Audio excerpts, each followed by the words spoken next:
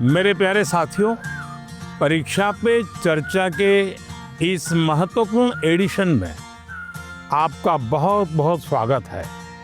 इस बार परीक्षा पे चर्चा कुछ अलग है, कुछ खास है। बहुत सारे स्टूडेंट्स ने मुझे ये सजेशन भेजा था कि देश के अलग अलग हिस्सों में भी परीक्षा पे चर्चा होनी चाहिए।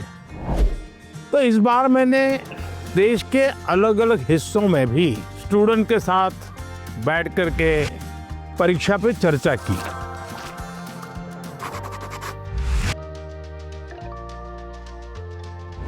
इस स्पेशल एपिसोड में आप यही देखने जा रहे हैं। तो चलते हैं तमिलनाडु के कोयम्बटूर।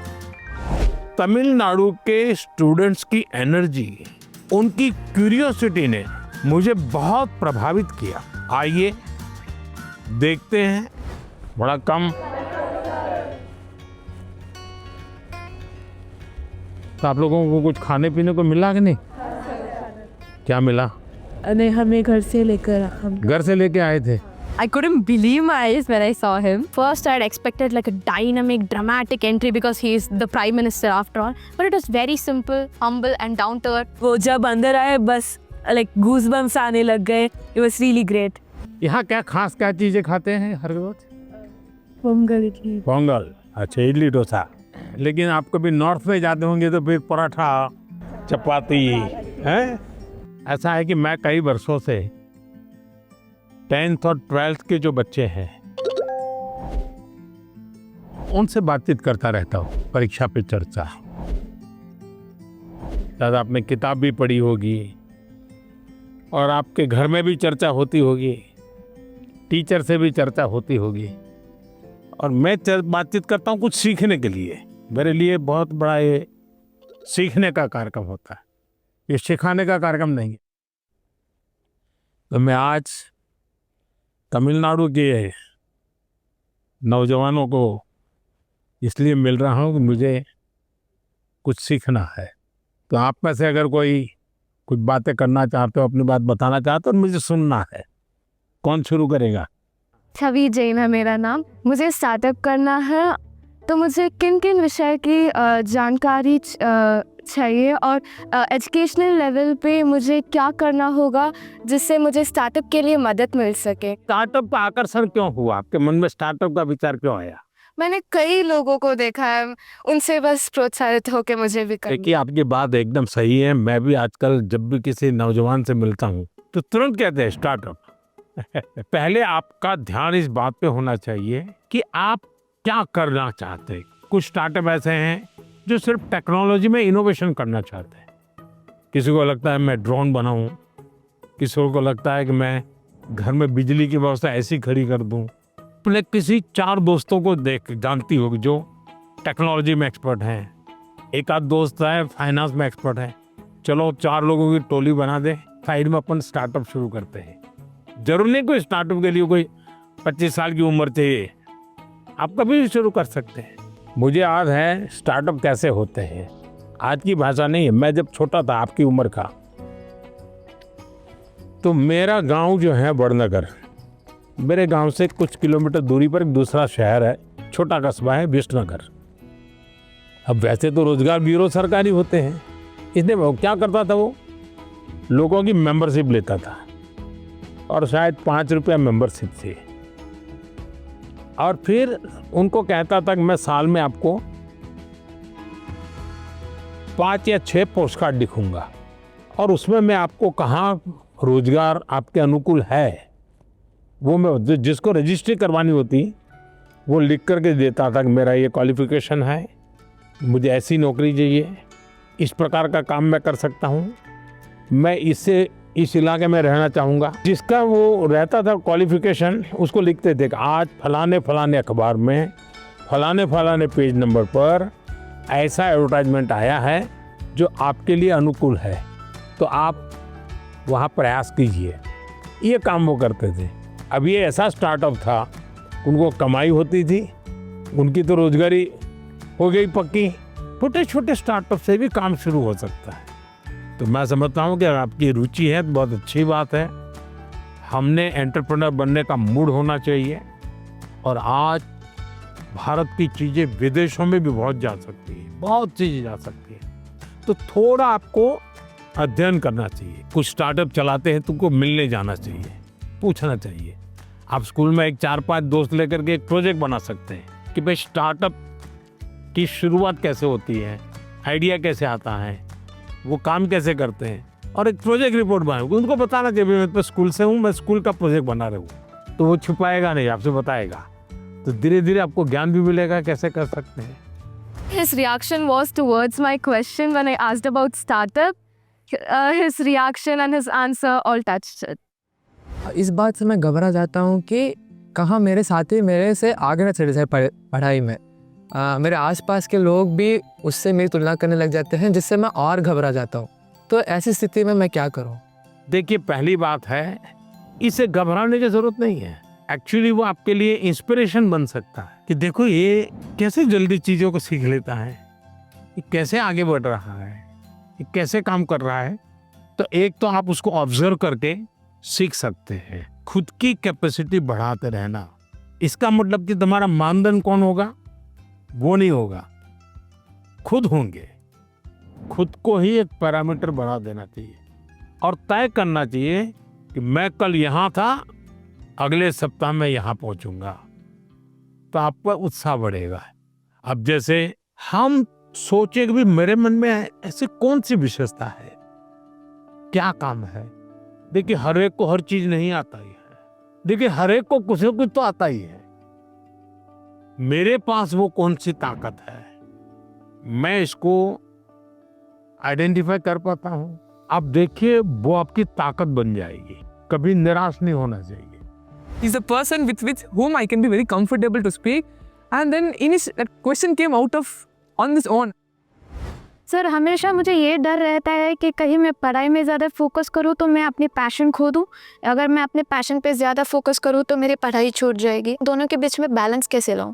देखिए, पहली बात है कि ये दो अलग चीजें, ऐसा आप मानते क्यों है? दोनों उपयोगी हैं। जैसे मान लीजिए आपको आर्ट का शौक है?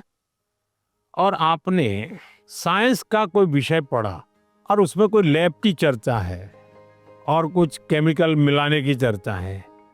अब एक तो तरीका है कि आप पढ़ें, लेकिन आपको आर्ट में रस है, तो आप ऐसा कीजिए, कागज लीजिए, लैब बनाए, कागज पे पेंटिंग करें, लैब बनाए। फिर जो केमिकल पढ़ने के थे, हर बोतल में केमिकल का नाम लिखे। फिर आप पढ़ने में आया था कि भाई इस केमिकल को मिलाने से ऐसा कलर बनता है, तो एक दूसरा चित्र बनाइए, उस पॉट के अंदर वो कलर। तो आपको चित्र का काम भी हो गया और आपको वो लेसन भी याद हो गया। यानी एक साथ दोनों चीजें बहुत अच्छी तरह से आप कर सकते हैं। आप बहुत लकी हैं अगर आपके अंदर ये रुचि है। तो आप देखोगे कि आपने 2 घंटे पढ़ाई की, कोई भी बच्चा 2 घंटे तो थक जाता है, मन करता है यार किसी दोस्त को फोन कर लो, हैं? या लेकिन जिसके पास ऐसी कला है वो क्या करेगा, 2 घंटा यार चलो थोड़ी देर पेंटिंग करता हूँ, तो एकदम थकान उतर जाती है। तो आपके थकान को उतरने के लिए भी एक प्रकार से आपके पास जो कला है, क्राफ्ट की जो कुछ भी आपके सीखने की इच्छा है, वो आपको मदद कर सकती है। डेली या सप्ताह में 2 दिन आधा घंटा इसके लिए दो। तो आप देखिए, बहुत ही अच्छी तरह टाइम मैनेजमेंट करके अपने जो समाज जीवन में जिसकी जरूरत है वो शिक्षा तो करनी है, लेकिन जो व्यक्ति के जीवन में उपयोगी है वो आप इससे कर सकती हैं। उन्होंने मुझे बहुत सारे टिप्स दिए थे जिसको अगर मैं अभी इम्प्लीमेंट करूँ तो मेरी पढ़ाई और मेरी पैशन दोनों ही बहुत अच्छा चलेगा। हमारा देश भी 2047 में डेवलप्ड राष्ट्रों के साथ एक होने वाला है। सो मेरा प्रश्न क्या है कि हम नवयुवक इसे हासिल करने के लिए क्या कर सकते हैं? मुझे अच्छा लगा कि मेरे देश के 10th 12th के बच्चों के मन में भी 2047 विकसित भारत का ड्रीम है। ये मेरे लिए बहुत बड़ी खुशी की बात है ना। आज मुझे अब मजा आएगा। वाह, देखिए ये चीज है ना, अब 2047 में विकसित भारत यानी क्या है? आपने कभी सिंगापुर के विषय में सुना होगा। सिंगापुर एक जमाने में एक मछुआरों का छोटा सा गांव था, उसमें से आज इतना बड़ा बन गया। तो ली कुआन यू कहते थे कि भाई अगर हमको डेवलप कंट्री बनना है तो हमें अपनी आदतें डेवलप कंट्री के लोगों की होती वैसी बनानी पड़ेगी। हमें थर्ड वर्ल्ड कंट्री की तरह कहीं पर भी कूड़ा कचरा फेंक दिया, कहीं पर थूक दिया, ये नहीं चल सकता। सिर्फ कहीं जाना है, भाई यहाँ पर रेड लाइट है, मुझे स्कूटर खड़ा कर देना चाहिए। अब छोटी सी चीज है कि भाई हम परिवार में तय करेंगे कि हमारे घर में खाने के बाहर कुछ भी जूठा नहीं छोड़ेंगे। बताइए सब लोग ऐसा करें तो कितना खाना बचेगा, कितना बड़ा फायदा होगा। तो एक नागरिक के नाते मैं अगर इन चीजों का जीवन में ठीक से पालन करूं तो मतलब कि मैं विकसित भारत के लिए कंट्रीब्यूट कर रहा हूं। अब जैसे वोकल फॉर लोकल, मैं मेरे देश की चीजें खरीदूंगा, मैं भारत में जो चीजें बनी उसको लूंगा। जैसे मैं कहता हूँ मेड इन इंडिया।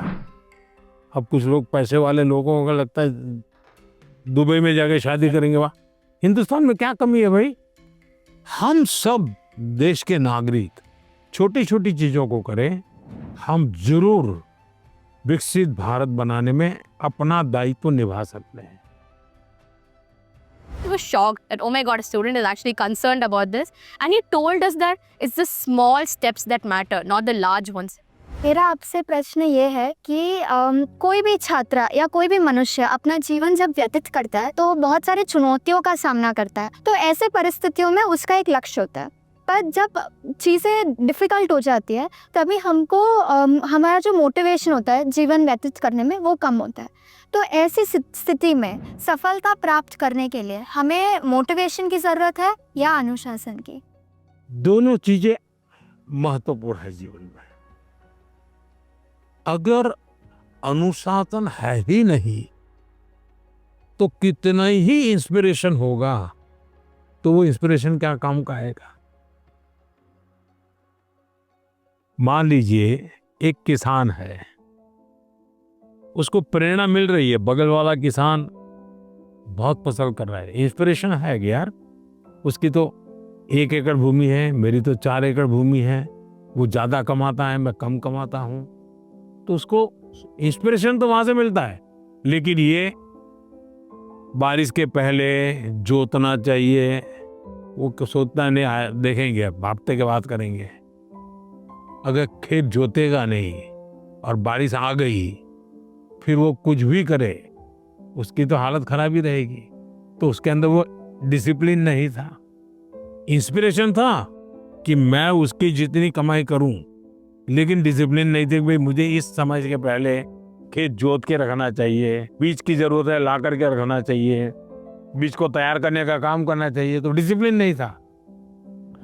जीवन में डिसिप्लिन बहुत अनिवार्य है। इंस्पिरेशन में सोने में सुहागा का काम करता है। अगर डिसिप्लिन नहीं है, कितना ही इंस्पिरेशन क्यों ना हो, वो फिर बोझ बन जाता है, निराशा पैदा करता है। When I asked my question, it was a question that was stuck with me from so many years. Now, finally, I feel great and honored to get a clarity from a person who I've looked up to. Sir हम students तो पढ़ाई करते हैं पर हमारे ऊपर कोई जिम्मेदारी नहीं है, लेकिन आप पूरे देश का लीडरशिप करते हो। करोड़ों लोगों का आपसे एक्सपेक्टेशंस है और आप कैसे उस स्थितियों पर स्ट्रेस फ्री रहते हो? देखिए, जो पहले आपने कहा कि आपकी कोई जिम्मेवारी नहीं है, ऐसा नहीं है, आपकी भी जिम्मेवारी है। आपको शायद पता नहीं होगा, लेकिन कभी कभी माँ कहती हो कि भाई देखो मैं जरा बाहर जा रहा हूँ तो छोटे भाई को संभालना। कभी आपके टीचर कहते होंगे कि भाई देखो कल जरा क्लास में तुमको ही संभालना हो। तो ऐसा नहीं है कि कोई व्यक्ति बिना जिम्मेवारी हो ही नहीं सकता। कुछ लोग अपनी जिम्मेवारियों के प्रति बड़े सजग होते हैं, आप लोग में से क्रिकेट में कितने लोगों का इंटरेस्ट है? क्रिकेट कितने लोग मैं देखते हैं टीवी पर? हैं, सब देखते हैं। अच्छा, जब क्रिकेट देखते हैं करते हैं तो खिलाड़ी अंदर होता है, बैट्समैन खास, और पूरा स्टेडियम चिल्लाता है। प्लेयर क्या करता है? वो उस पर ध्यान देता है कि बॉल पे ध्यान देता है? मान लीजिए कि उसने गलत शॉट लगा दिया और बड़ी मुश्किल से कैच छूट गए, बच गया, तो लोग और पूरा स्टेडियम करते हैं। क्या उस पर उसका असर होता है? क्या नहीं होता है। वो अपना पूरा ध्यान, उसको जो बॉल खेलना है उसी पर केंद्रित करता है। सफलता के लिए बहुत आवश्यक है कि आप अपने लक्ष्य को ओझल ना होने दें। I was very overwhelmed with nervousness and happiness when I met him, and we liked the conversation with him. मुझे आपका बुक एग्जाम वैरियो बहुत पसंद आया। तो मेरा यह प्रश्न है कि आपको कैसे इंस्पिरेशन मिला, प्रेरणा कैसी मिली उस बुक लिखने के लिए? ऐसा है कि मैं बहुत सालों से बच्चों के साथ बातचीत करने का मेरा शौक रहा है। मुझे अच्छा लगता है, उनके पास अच्छी अच्छी बातें होती है, सीखने को मिलता है, तो ये मैं करता रहता था। फिर मैं जब मुख्यमंत्री बना तो मैं 5 सितंबर को शिक्षक दिवस होता था, तो मैं बच्चों के साथ बातें करता था। जब मैं दिल्ली आया तो मेरे मन में आया कि मैं ये 10th और 12th के समय जो ये बाप एक हवा खड़ा हो गया है, पूरे घर के अंदर कर्फ्यू लग जाता है, टीवी नहीं, मित्र नहीं, मोबाइल नहीं, यानी हर कोई देखता है, क्या करता है, पढ़ता है नहीं पढ़ता है, पढ़ता है नहीं पढ़ता है, पूरा घर में ये हो जाता है, एक बड़ा युद्ध सा माहौल बन जाता है। मुझे लगा ये बंद होना चाहिए। इसमें से मुझे विचार आया और मेरे कुछ साथियों ने मुझे इसको जरा आइडियाज रिफाइन करके दिए, तो मैंने फिर इसको पकड़ लिया। मैंने कहा ये मैं हर साल करूँगा, और ये मेरे अपने सामर्थ्य से नहीं डेवलप हो रहा है, ये आप लोगों की भागीदारी से डेवलप हो रहा है। कभी पेरेंट्स मुझे लिखते हैं कि मेरा बच्चे का ऐसा है, क्या करें। कभी टीचर बताते हैं भाई स्कूल में हम तो ये करते हैं लेकिन होता नहीं है। तो फिर मुझे लगता है कि मुझे इसका सॉल्यूशन खोजते रहना चाहिए। तो और मैं तो माँ बाप को जरूर कहूँगा गाइड पर कि कृपा करके परिवार में 10वीं 12वीं का टेंशन मत बनाइए, घर में कर्फ्यू मत लगाइए, हंसी खुशी के माहौल में पढ़ते रहिए। One thing that I would like to take away is the way he explained why he wrote this book, taking like 10th and 12th, how much pressure they take, and for that only he started writing this book. Sir, आजकल के ज़माने में AI का प्रभाव बढ़ते ही जा रहा है। हम देख सकते हैं कि कई कंपनियों में इंसान नहीं बल्कि एआई एम्प्लॉयज़ भी होते हैं। तो मेरा ये सवाल है कि क्या हम एआई को डरना है, और हम अपने फ्यूचर करियर लेने के समय क्या क्या याद रखना चाहिए? देखिए, हर युग में जब भी कोई नई टेक्नोलॉजी चर्चा होती है, कंप्यूटर आया तो चर्चा हो रही क्या हो जाएगा सब, तो ये हर युग की ये चर्चा का विषय रहा है। हमें किसी चीज से डरना नहीं चाहिए। हमारी कोशिश होनी चाहिए एक, हम उसके गुलाम नहीं बनेंगे। मैं अपने जीवन में मैं ही निर्णायक रहूंगा, वो मेरा मालिक नहीं बनेगा। जैसे कुछ बच्चों का है, मोबाइल उनका मालिक बन गया। अगर मोबाइल नहीं है तो खाना नहीं खा सकता है, टीवी नहीं है तो जी नहीं सकता है, मतलब ये आप उसके गुलाम बन गए। मैं गुलाम नहीं बनूंगा। एक बार मन में ये पक्का करना, हर टेक्नोलॉजी का हम ज्यादा उपयोग कर सकते हैं। अगर मैं एआई को पूछूं मुझे ये किताब कहाँ से मिलेगी, कौन सी है, इस विषय पे अच्छी किताब कौन सी है, हो सकता है वो गाइड करे, आपके लिए काम आएगा। लेकिन तुम कहोगे मैं ही पढ़ूंगा, तुम ही मुझे बता दो अंदर क्या है, तो फिर गड़बड़ हो जाए। और हमेशा ही नेचर ऑफ जॉब बदलेगा, नेचर ऑफ जॉब बदलना है। और पहले भी जब बैलगाड़ी में लोग जाते थे तो एक प्रकार का जॉब था, अब वो हवाई जहाज में जाने लगा तो बहुत कुछ बदल गया। लेकिन जीवन तो चलता रहा। तो मैं समझता हूँ हमने टेक्नोलॉजी को समझना होगा, खुद का विस्तार करना होगा, उसमें उस टेक्नोलॉजी की ताकत को जोड़ना होगा, हमारे कामों में वैल्यू एडिशन करें। अगर ये होता है तो मैं पक्का मानता हूँ कि कितने ही उत्तम से उत्तम टेक्नोलॉजी क्यों ना आए, हमें उपयोग होने ही वाली है, हमें डरने की जरूरत नहीं है। साथियों, कोयम्बटूर के हमारे युवा साथी पढ़ाई के साथ साथ एआई, स्टार्टअप और फ्यूचर की टेक्नोलॉजी को लेकर बहुत जागरूक है। और मैं कह सकता हूँ यही तो है युवा भारत की युवा सोच, जो विकसित भारत 2047 के संकल्प को नीत नई मजबूती दे रही है। परीक्षा एक ऐसा अवसर है और परीक्षा के लिए हेल्दी कंपटीशन की भावना हमारी तैयारी को और बेहतरीन बनाती है। इन सभी चर्चाओं में स्थान अलग अलग थे, स्टूडेंट्स अलग अलग थे, अनुभव अलग थे, लेकिन हर चर्चा का उद्देश्य एक ही था, हर स्टूडेंट को सुनना, समझना और साथ मिलकर कुछ न कुछ सीखना। आप सभी को मेरी बहुत बहुत शुभकामनाएं। बहुत बहुत धन्यवाद।